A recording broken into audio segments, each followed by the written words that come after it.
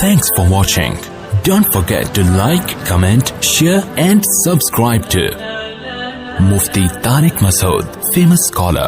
یہ ابتدا حیا کے خلاف سوال پوچھا ہے عمر صاحب نے انڈیا سے. آج کل نوجوانوں میں کچھ عادت ہے، آپ کو پتہ ہے کہ وہ اپنی خواہش کو اپنے ہاتھ سے پوری کرتے ہیں.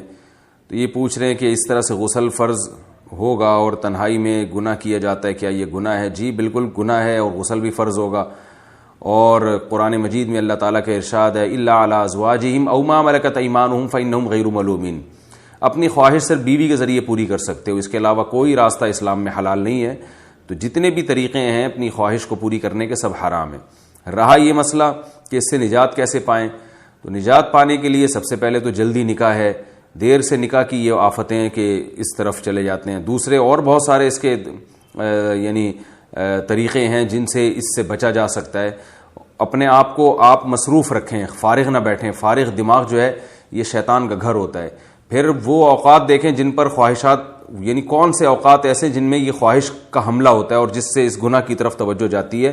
تو ان اوقات میں کوئی مطالعہ کریں. جیسے آپ جب رات کو سونے کے لیے بستر پہ لیٹتے ہیں تو کوئی اچھی کتاب اپنے پاس رکھیں، اس کا اسٹڈی کرتے کرتے آپ سو جائیں. اور فحش فلموں سے اپنے آپ کو بچائیں، فحش لٹریچر سے بچائیں اپنے آپ کو. اور جم جایا کریں. ہم جب ہم جب خوراک کھاتے ہیں تو اس سے جو انرجی بنتی ہے، وہ انرجی اگر ہماری اچھے کاموں میں یوٹیلائز ہوگی تو برے کاموں سے ہم بچ جائیں گے. تو جم جانے والے، ایکسرسائز کرنے والے لوگ، ان کی انرجی صحیح جگہ یوز ہو رہی ہوتی ہے. تو دو طرح سے ان کو پھر ان برائیوں سے بچنے کی توفیق ملتی ہے. ایک تو اس لیے کہ انرجی صحیح جگہ یوز ہو گئی. دوسرا یہ کہ جب وہ فزیکل ایکٹیویٹیز میں اپنے آپ کو مصروف رکھتے ہیں تو ان میں ایک جذبہ پیدا ہوتا ہے ہم نے اپنی باڈی کو بنانا ہے. تو ہر وہ کام جو باڈی کو خراب کر رہا ہو اس سے وہ بچتے ہیں. ظاہر اس عمل سے انسان کو نقصان ہوتا ہے، صحت برباد ہوتی ہے. تو وہ پھر باڈی بنانے کی فکر ان کو لگ جاتی ہے. تو وہ پان، گٹکا اور یہ جو اس طرح کی فحش چیزیں ہیں ان سے خود بخود اوائڈ کرنے کی ان کو ایک رغبت ہوتی ہے.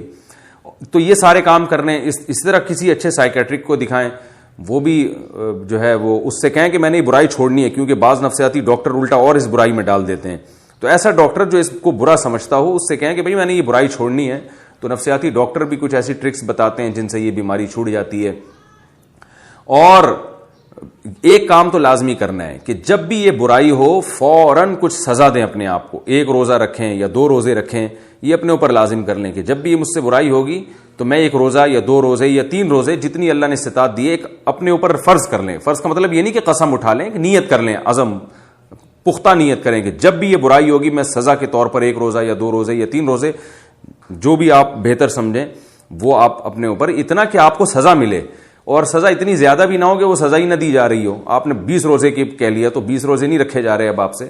تو سزا اتنی ہونی چاہیے کہ اس میں سزا کا عنصر بھی ہو، یعنی نفس کو تکلیف بھی ہو، اور اتنی بھی زیادہ سزا نہ ہو کہ سزا دینا ہی مشکل ہو جائے. تو درمیانی درجے کی سزا ہو.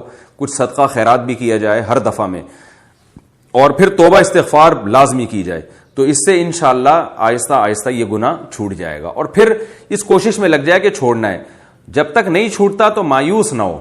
یہ نہ کہ یار یہ تو پھر مجھ سے دوبارہ ہو گیا، اب تو میں بس کرتا ہی رہوں گا، مجھ سے تو بچا جاتا نہیں ہے. یہ غلط ہے. ایک دفعہ ہو گیا، آپ توبہ کریں، اور جو میں نے آپ کو اعمال بتائے ہیں وہ اعمال آپ کریں. تو پھر اگر دوبارہ ہو جاتا ہے پھر توبہ کریں، پھر وہی اعمال کریں آپ. تو ایک دم سے یہ چیزیں نہیں چھوٹتی ہیں، آہستہ آہستہ ہی چھوٹتی ہیں. یہ تو بہت کم لوگ ہوتے ہیں جن میں اللہ نے حوصلہ دیا ہوتا ہے ایک دم سے سب کچھ چھوڑ دیں. لیکن آپ اگر ایک دم سے نہیں چھوڑ سکتے تو اس طریقے پر آپ چلیں گے جو میں آپ کو بتا رہا ہوں، تو آہستہ آہستہ انشاءاللہ یہ بیماری آپ سے چھوٹ جائے گی انشاءاللہ. اللہ تعالیٰ جتنے بھی نوجوان ان قسم کی برائیوں میں مبتلا ہیں اللہ تعالیٰ ان سب کو بچنے کی توفیق عطا فرمائے. اور اللہ کا واسطہ ایسے لوگ نکاح میں جلدی کریں، کیونکہ اگر یہ نکاح نہیں کرتے نا تو آج یہ برائی کر رہے ہیں، کل اس سے آگے قدم جاتا ہے، پھر اس سے بڑی برائی کی طرف شیطان لے کر جاتا ہے.